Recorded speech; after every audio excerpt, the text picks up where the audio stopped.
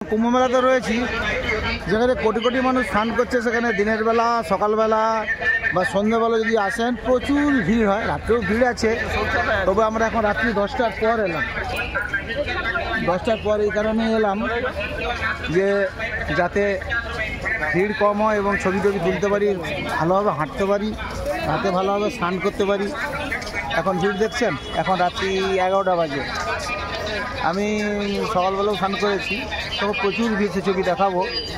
কিন্তু এই রাত্রি 11টার পর, এখন আজকের যোগ শিবরাত্রির যোগে আছি, ভিড় প্রচুর আছে। স্নান করার জায়গাতে ভিড়, তারপর প্রচুর ঘাট রয়েছে, 25টা সেক্টর রয়েছে। আমি অ্যাকচুয়ালি এসেছি উল্টো দিক থেকে, অর্থাৎ কালীঘাট বলে একটা জায়গা রয়েছে, সেটা কিটগঞ্জ থেকে যদি শর্টকাট এই রাস্তা ধরে সোজা আসেন তাহলে রাস্তাও ভিড় থাকে। কিন্তু এই মুহূর্তে যেহেতু ফাঁকা, রাত্রি বলে রাত্রি 11টায় ফাঁকা, ব্যবস্থা ভালো।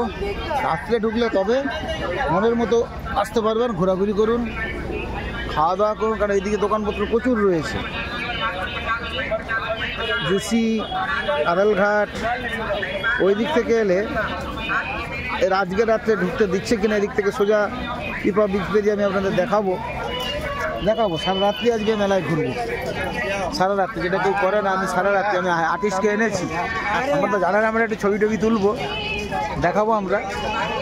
সঙ্গে আর্টিস্টের মাও রয়েছে। তো মোটামুটি ফাঁকা জন দিয়ে আমি যাচ্ছি, দেখাবো, ভিড় জন্য দেখাবো।